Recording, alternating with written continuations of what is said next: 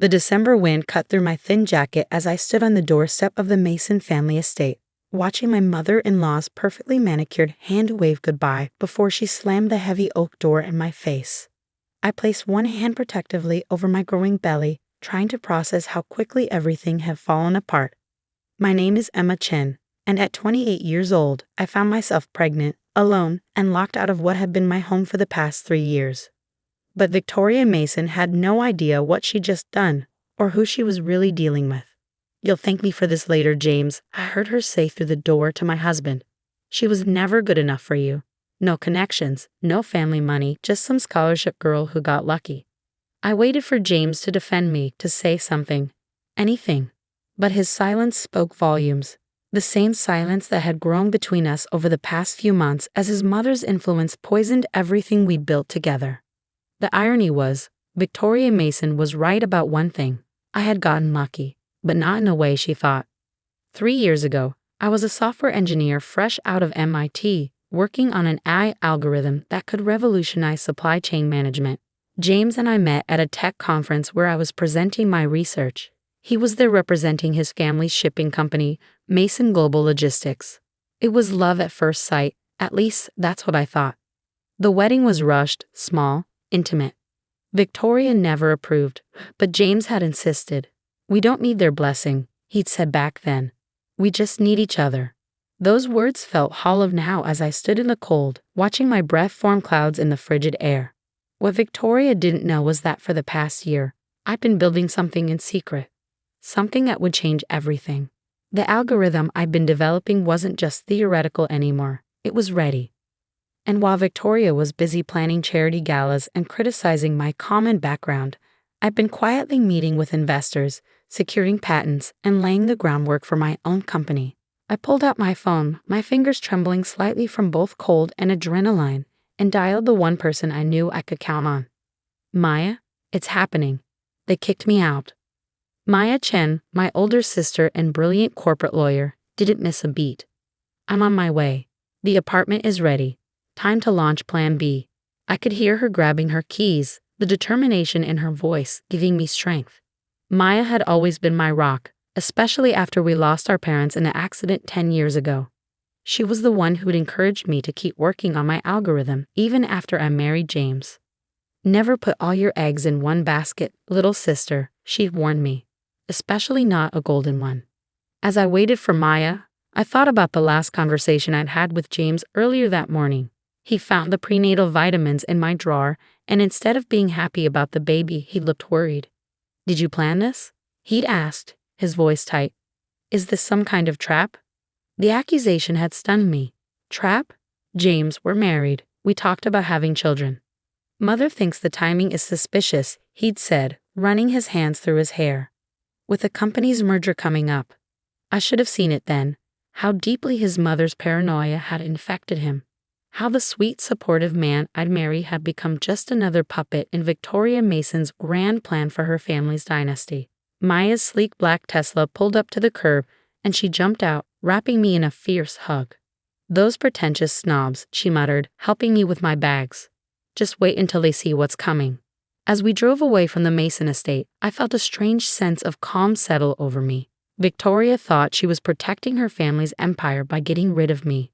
She had no idea she'd just set in motion exactly what I'd been waiting for. Maya glanced at me as she navigated through the city streets. "You okay? The stress isn't good for the baby." I placed a hand on my belly, feeling a small kick. "I'm fine.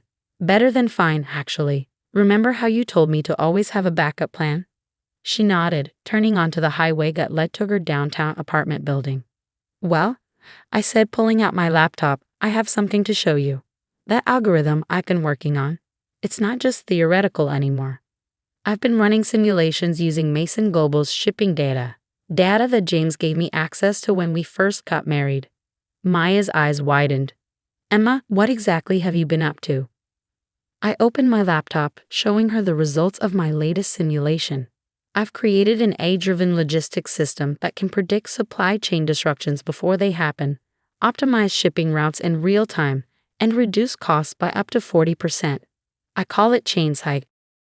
"And you've tested this using Mason Global's data?" I nodded. James gave me full access to their systems when we got married. He wanted me to understand the family business. Victoria was furious about it, but he insisted. I've been running simulations for months, perfecting the algorithm. Maya pulled into her building's parking garage, turning to face me fully. Emma, do you realize what you have here? I do, I said, closing my laptop. And so do the venture capitalists I've been meeting with. They're ready to fund Chainsite's launch. We're just waiting for my signal. Maya's face broke into a wide grin. And Victoria just gave you the perfect reason to launch. As we rode the elevator to Maya's penthouse apartment, I thought about Victoria's smug face as she pushed me out the door. She thought she was getting rid of a gold digger, a nobody who trapped her precious son. Instead, she just freed me to become her biggest competitor. Maya's apartment was everything the Mason estate wasn't: modern, minimal, and warm. She'd set up the guest room for me weeks ago, just in case. My sister had always been the pragmatic one.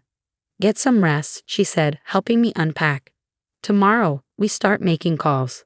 It's time to show the Masons what a nobody from nowhere can really do. That night, as I lay in bed, my hand resting on my growing belly, I felt stronger than I had in months. Victoria thought she was protecting her family's legacy. Instead, she'd just given me the push I needed to build my home. My phone buzzed. A text from James. Mother says this is for the best. I'm sorry. I didn't respond. Let him think I was broken, devastated. Let Victoria believe she'd won. They had no idea what was coming. The next morning, I woke up to an email from my lead investor, Sarah Chen. No relation, though we joked about it. Ready when you are. Say the word, and we'll start the funding round. I looked out Maya's window at the city skyline, where Mason Global's headquarters dominated the view. Soon, they'd see my company's name up there too. But first, I had work to do.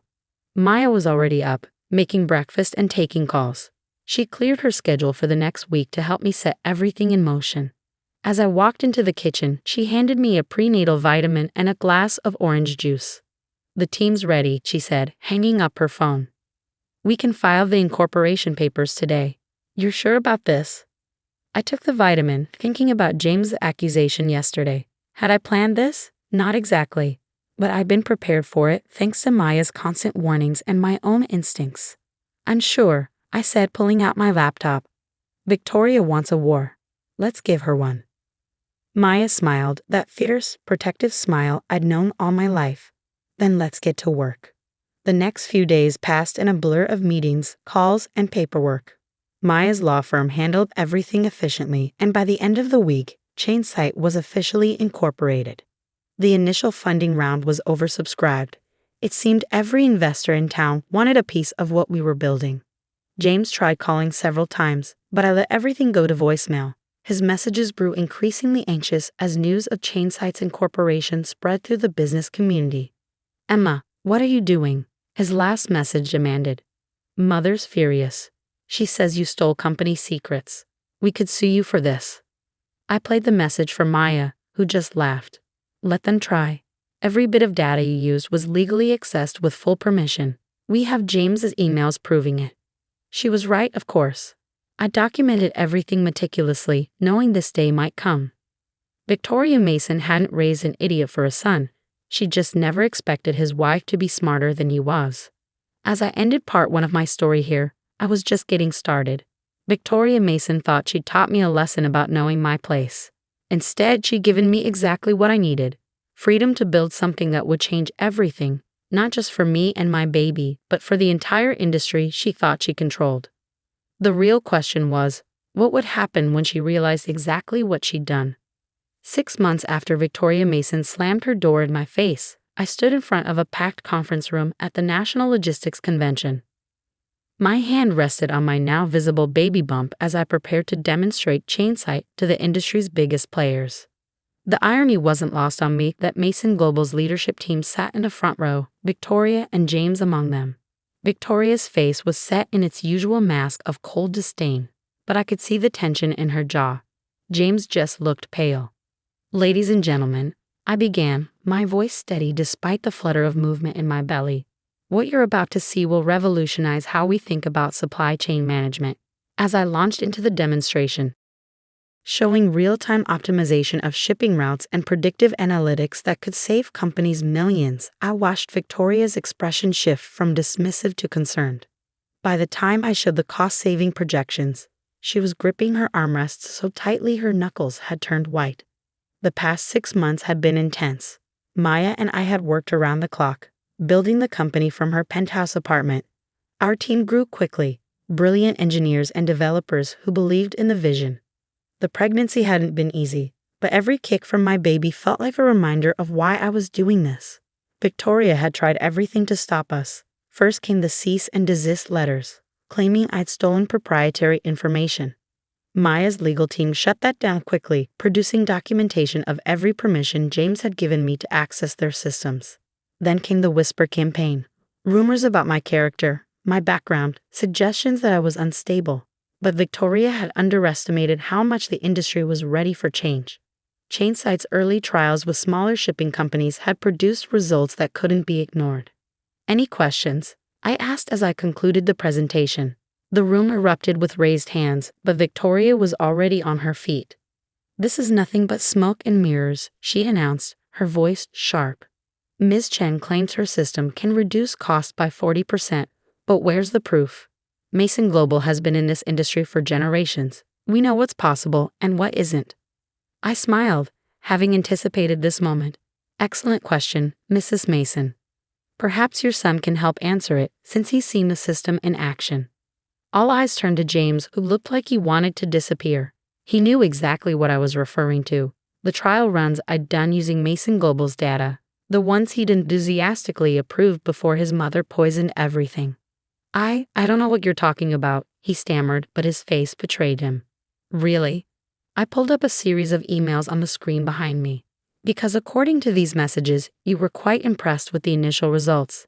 In fact, you called them revolutionary and suggested implementing them company-wide. Victoria's face turned scarlet.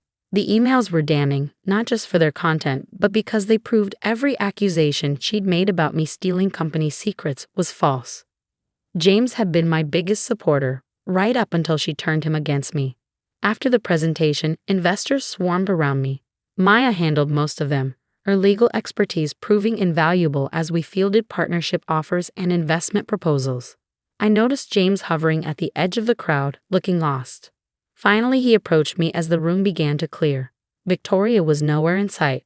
Emma, he said quietly, can we talk? I looked at him, really looked at him, for the first time in months. The man I'd fallen in love with seemed smaller somehow, diminished. About what, James? About how you let your mother kick out your pregnant wife? Or about how you've spent the last 6 months trying to destroy what I've built?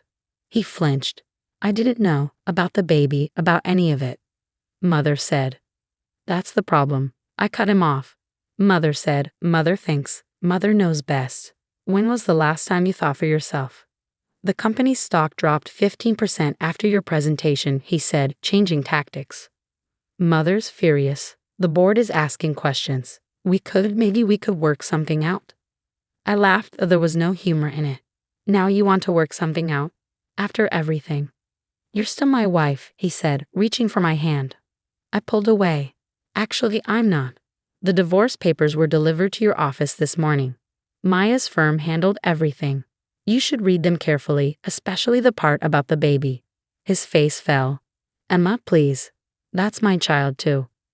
Yes, I agreed, and you'll have visitation rights once they're born. But you lost the right to be their father the day you chose your mother over your family. Maya appeared at my elbow, right on cue. Everything okay here? James stepped back, his shoulders slumping. I'm sorry, Emma, for everything. I'm not, I said honestly. Everything that happened led me here. Chainsite is already revolutionizing the industry, and we're just getting started. So thank your mother for me, James. She gave me exactly what I needed, freedom. As he walked away, Maya squeezed my arm. You okay? I nodded, watching James disappear into the crowd. Better than okay. Did you see the partnership offers we got today? 6 major shipping companies want to implement Chainsite immediately. Maya confirmed. And that's just the beginning. Victoria's worst nightmare is coming true. You're not just competing with Mason Global. You're going to surpass them.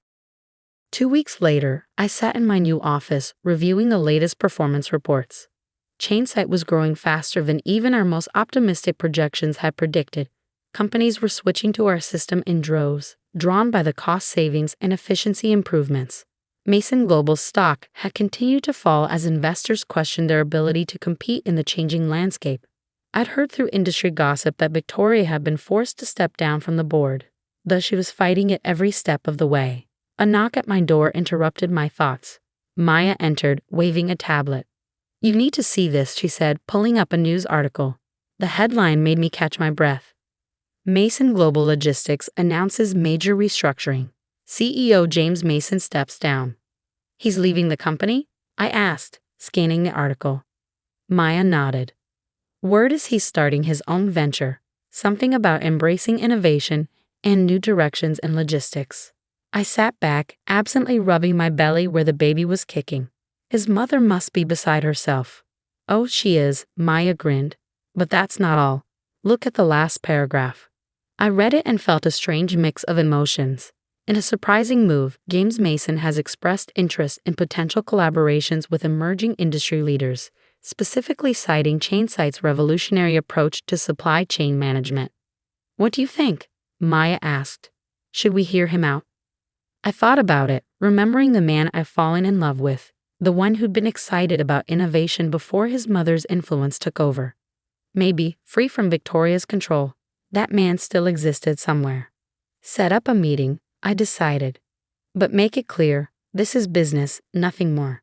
If he wants to work with Chainsight, he'll need to prove himself just like anyone else. Maya nodded, understanding perfectly. And Victoria?